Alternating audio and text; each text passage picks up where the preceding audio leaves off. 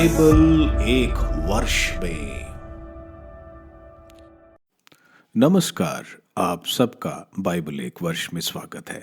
आप सब ने जो कदम उठाया है प्रभु के वचन सुनने के लिए, यह हमारे जीवन के अंधेरों को दूर करेंगे और हमें प्रभु के प्रकाश में चलाएंगे। आज हम सैमुअल के दूसरे ग्रंथ का अध्याय 20-21, पहले इतिहास ग्रंथ का अध्याय 3 और प्रवक्ता ग्रंथ का अध्याय 14 सुनेंगे।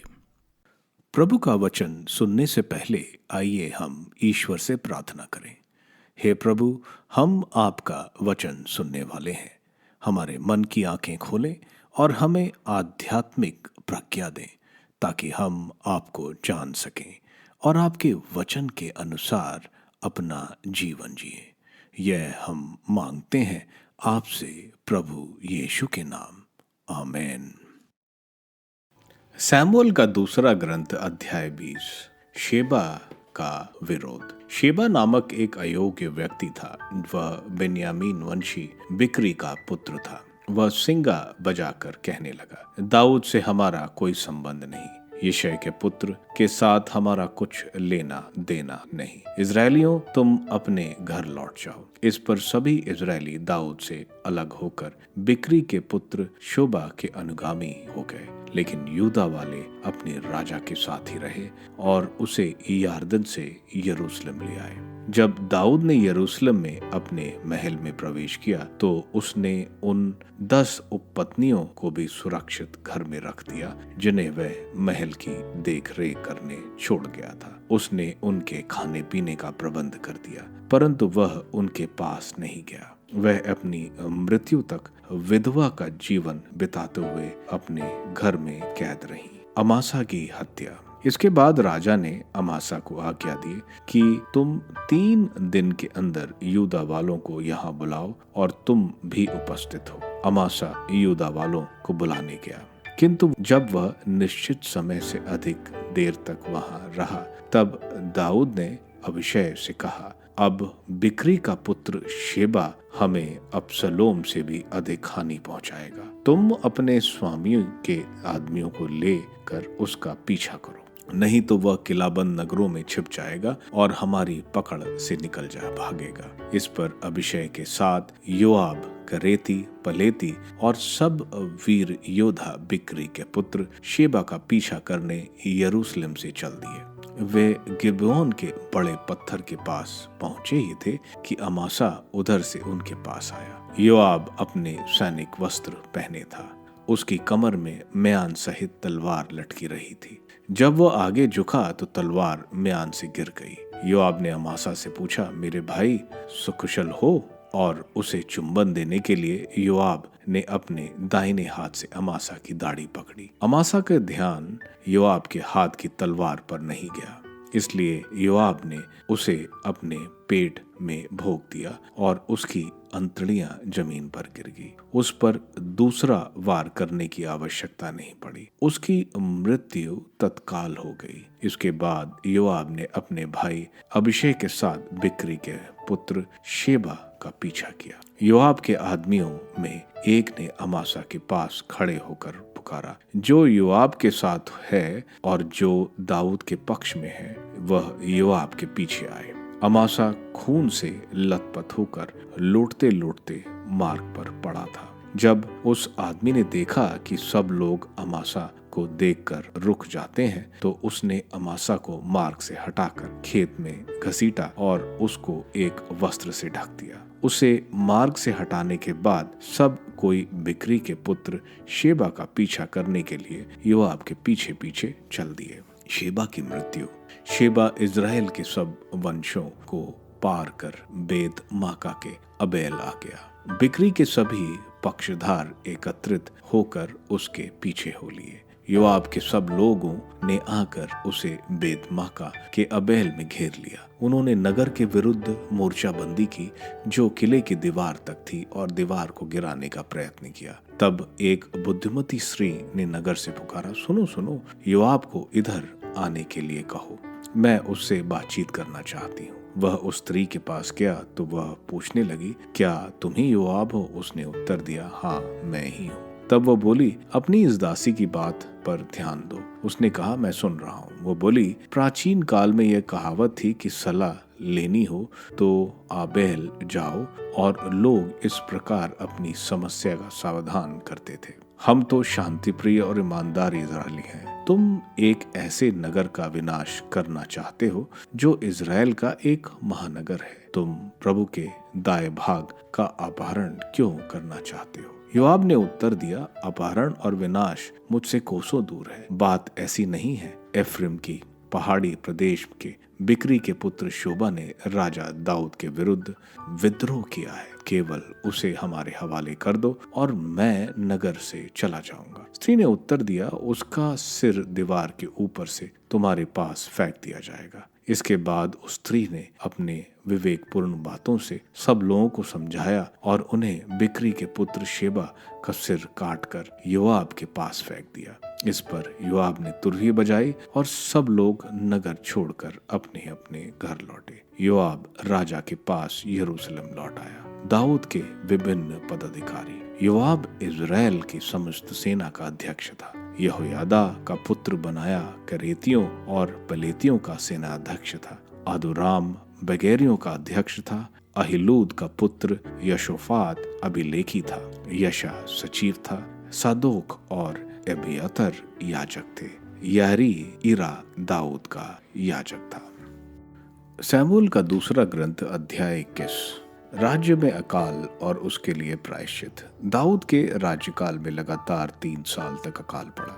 दाऊद ने प्रभु से परामर्श किया। प्रभु ने कहा, साउल और उसके रक्त पिपासी कुटुंब के कारण यह अकाल पड़ा, क्योंकि उसने गिबेयोन वासियों का वध किया है। राजा ने गिबेयोन वासियों को बुलाकर इसके विषय में बात की। गिबेयोन वासी इजराइल में नहीं गिने जाते, वे अमोरियों के अविष्ट वंशज हैं। इजरायलियों ने शपथ खाकर उन्हें बचाने की प्रतिज्ञा की, किंतु साउल ने इजराइल और यूदा की प्रजा के प्रति अपने धार्मिक उत्साह के कारण उनका सर्वनाश करने का यत्न किया था। दाऊद ने गिबेयोन वासियों से पूछा, मैं तुम लोगों के लिए क्या कर सकता हूँ और किस तरह प्रायश्चित करा सकता हूँ जिससे तुम प्रभु को विरासत को आशीर्वाद दो? गिबेयोन वासियों ने उससे कहा, हम साउल और उसके कुटुंब से सोने चांदी की मांग नहीं करते और ना हमें इजरायलियों में किसी की वध का अधिकार है। तब उसने पूछा, तो तुम मुझसे क्या चाहते हो? मैं वही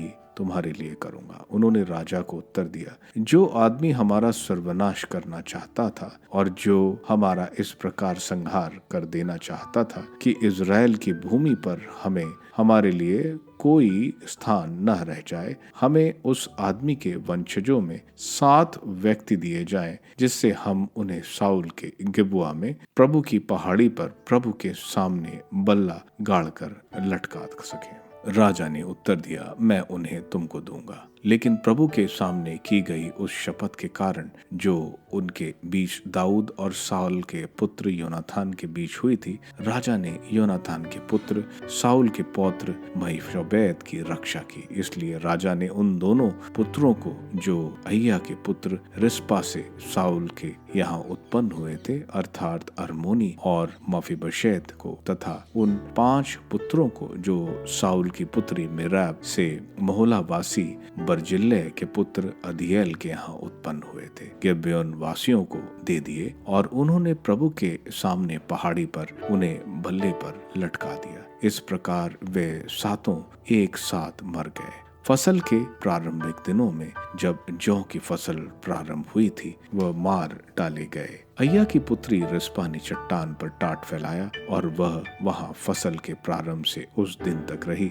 जब तक आकाश से लाशों पर वर्षा नहीं हुई। वह दिन में आकाश के पक्षियों और रात को जंगली जानवरों को उनके पास आने से रोकती थी। जब दाऊद को सूचना मिली कि अय्या की पुत्री और साउल की पत्नी रिस्पा क्या कर रही है, तब दाऊद ने साउल को और उसके पुत्र योनातन की हड्डियां गिलियाद के अवेशवासियों से मंगवाई। वह उन्हें बेतशान के चौक से चोरी छुपे उठा ले आए थे, जहां फिलिस्तीनियों ने गिलबोआ पर्वत पर साउल पर विजय प्राप्त करने के बाद उन्हें लटकाया था। उसने साउल और उसके पुत्र योनाथन की हड्डियां वहां से मंगवाई। इसके बाद लटकाए हुए लोगों की हड्डियां एकत्र कर उन्होंने साउल और उसके पुत्र योनाथन की हड्डियों के साथ बेन्यामीन के सेला में उसके पिता कीश के समाधि स्थान में दफना दिया। जब राजा की आज्ञा के अनुसार यह सब हो चुका, तब ईश्वर ने फिर से देश पर दया दृष्टि की।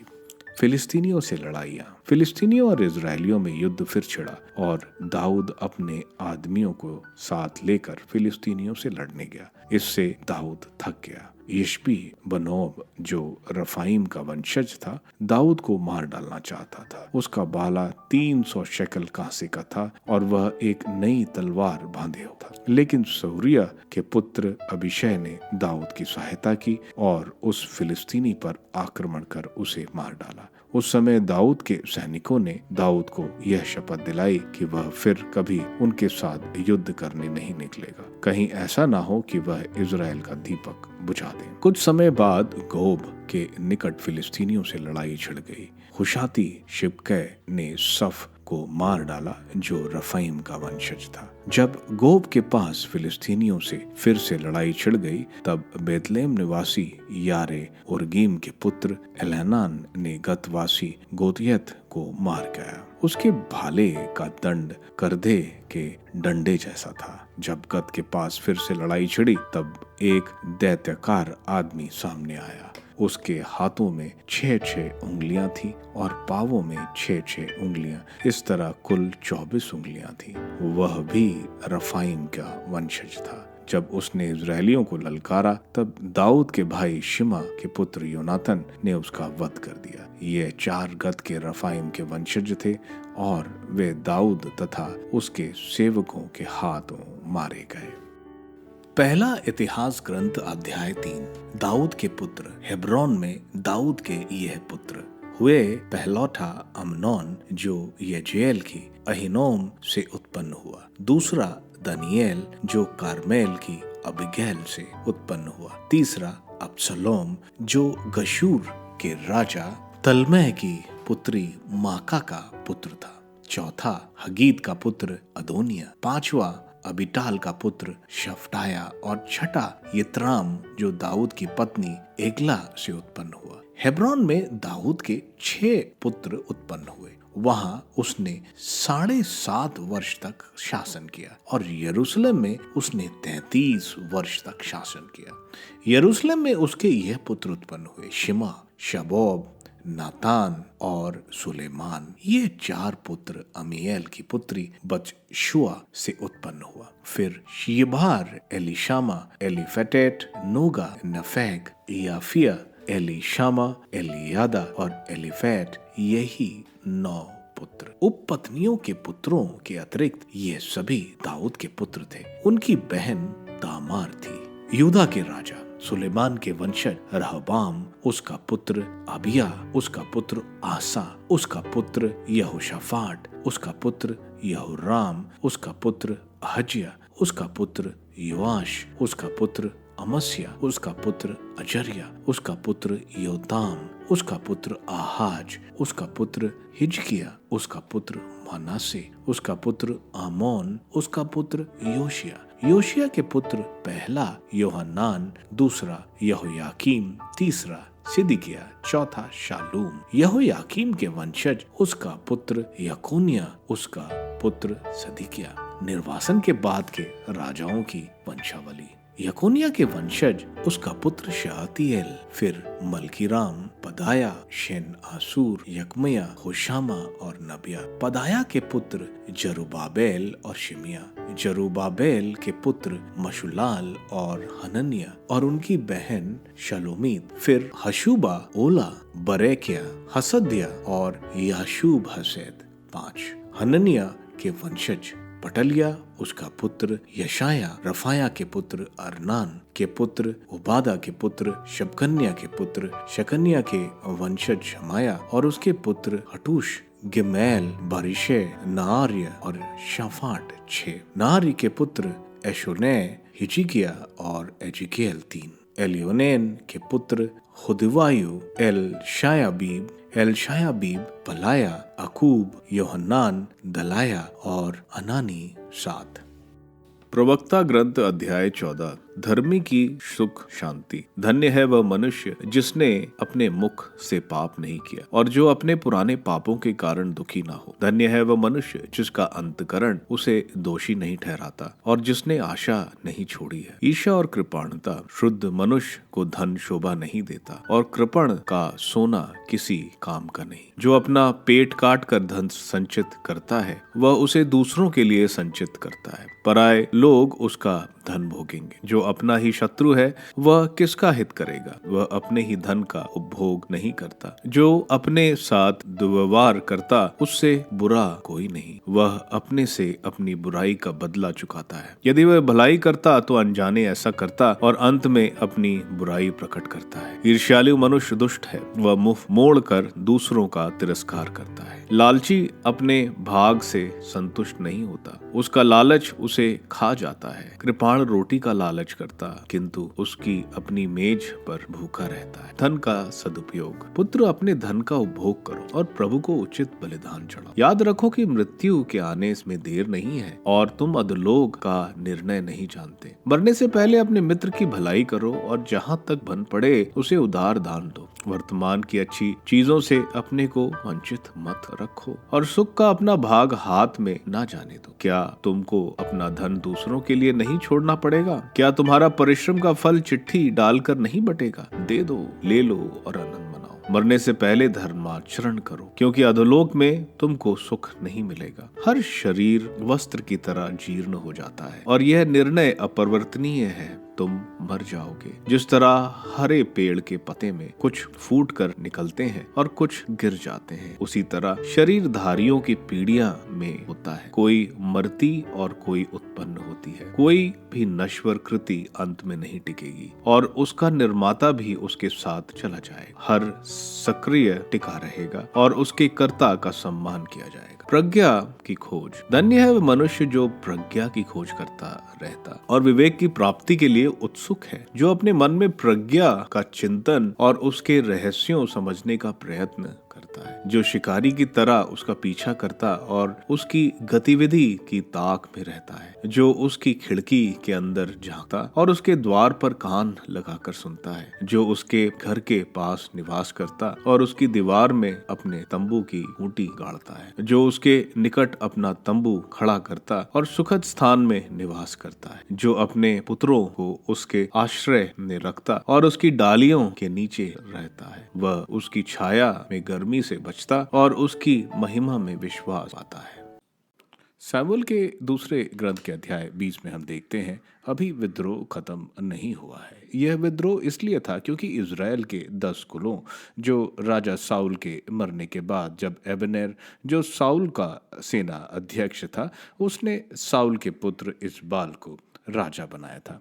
ये इज़राइल के कुल यूदा के दाऊद के साथ युद्ध में थे। इन दोनों में दुश्मनी का बीज था। जब दाऊद अबसलोम को हराकर यारदन पार करके आ रहा था तो यूदा कुल का व्यवहार जो इज़राइल के 10 कुल थे उनको पसंद नहीं आया। उन्हें लगा राजा दाऊद तो यूदा का ही है और हमारा नहीं है। इसलिए शीबा जो बेंजामिन कुल से था, जिससे साउल था, उसने विद्रोह की घोषणा कर दी और इज़राइल के कुल यूदा के अलावा अपने साथ ले लिए। दाऊद वापस यरूशलेम आया। यहाँ हम देखते हैं दाऊद ने अपनी रखैलों को गार्ड के साथ पहरे में छोड़ा और फिर कभी उनसे नहीं मिला। विद्रोही शीबा से लड़ने के लिए दाऊद ने अमासा जो दाऊद की बहन का बेटा था, जिसको अबसलोम ने सेना अध्यक्ष बनाया था और अब वो दाऊद का सेना अध्यक्ष है, उसको सेना इकट्ठा करने को बोलता है। जब वो समय पर सेना नहीं इकट्ठा कर पाता, दाऊद अबीशाय जो योआब का भाई था उसको शीबा का पीछा करने को बताता है। आगे हम देखते हैं योआब धोखे से अपने भाई अमासा को मारता है। योआब अमासा को चुंबन देने का दिखावा करता है लेकिन तलवार से मार देता है। शीबा विद्रोही जो अबेत बेत मका में था, जो दान शहर से 4 मील दूर था, उत्तरी इज़राइल में दाऊद की सेना उस पर घेरा डाल देती है और उसको ख़त्म करने की तैयारी करती है। उस शहर की एक बुद्धिमान स्त्री, हम देखते हैं, योआब को बोलती है कि क्यों उसकी सेना उसके शहर को ख़त्म कर रही है, और वो कहती है शीबा का सर उनको दे देगी। उसके नागरिकों को समझाने के बाद शहर के लोग शीबा का सर काट देते हैं और इस तरह विद्रोह समाप्त हो जाता है। हम देखते हैं दाऊद के जीवन में एक के बाद एक परेशानियां चल रही हैं।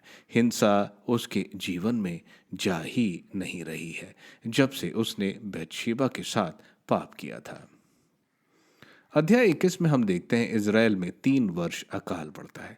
ईश्वर ने इज़राइल को बताया था कि अगर वे लोग ईश्वर की आज्ञाओं का पालन करेंगे तो समय पर उन्हें वर्षा मिलेगी। दाऊद ईश्वर से पूछता है तो ईश्वर बताते हैं कि साउल ने गिबेयोन निवासियों के साथ गलत किया है, इसलिए अकाल पड़ा। गिबेयोन वासी को इज़राइल ने उनकी हमेशा रक्षा करने की कसम खाई थी, लेकिन सौल ने अमोराइट्स की तरह इनको भी मार डालने को सोचा था। दाऊद के पूछे जाने पर गिबेयनवासी बोलते हैं कि 7 सौल के वंश के लोगों को देने के लिए जिसको वो मारेंगे। दाऊद सौल के परिवार के 7 लोग को देता है। मेतशेबेच जो योनाथन का पुत्र है उसको छोड़ देता है, क्योंकि दाऊद ने योनाथन के साथ कसम खाई थी कि उसके परिवार की रक्षा करेगा। गिबेयोन वासी इन 7 लोगों को मारते हैं, लेकिन इन लोगों को दफनाते नहीं। इज़राइल में हर मृत व्यक्ति, चाहे वो अपराधी हो, सबको सम्मान पूर्वक दफनाए जाने की रीति है। रिश्पा जो साउल की उपपत्नी थी, जिसके बच्चे मारे गए थे, 7 से 8 महीने तक इन लाशों और हड्डियों की रखवाली करती है। इस दौरान बारिश नहीं होती है। जब दाऊद सौल, योनाथन और इन 7 लोगों को सही तरह दफनाता है तभी बारिश वापस आती है, यानी इजरायलियों को क्षमा मिलती है। पहले इतिहास ग्रंथ के अध्याय 4 में हम देखते हैं यूदा और सिमियोन की वंशावली बताई जा रही है। प्रवक्ता ग्रंथ के अध्याय 14 में हम देखते हैं बेन सिरा धन का सही उपयोग के बारे में बता रहे हैं। अभी जब धन है उसको दान धर्म के कामों में इस्तेमाल करो। आगे मृत्यु का सत्य बताया गया है। एक पीढ़ी खत्म होती है और दूसरी चलती है। अंत में उस व्यक्ति के बारे में बताया गया है जो प्रज्ञा की खोज में लगा रहता है, उसका जीवन खुशहाल होता है। आप सबको धन्यवाद ईश्वर के वचन सुनने के लिए। मैं आपसे विनती करता हूं कि आप बाइबल एक वर्ष में को दूसरों के साथ शेयर करें, क्योंकि प्रभु का वचन स्वयं प्रभु यीशु है।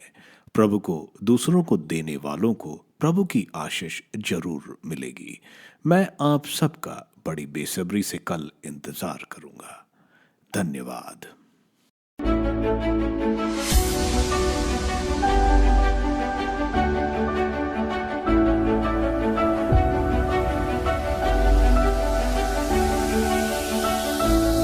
बाइबल एक वर्ष में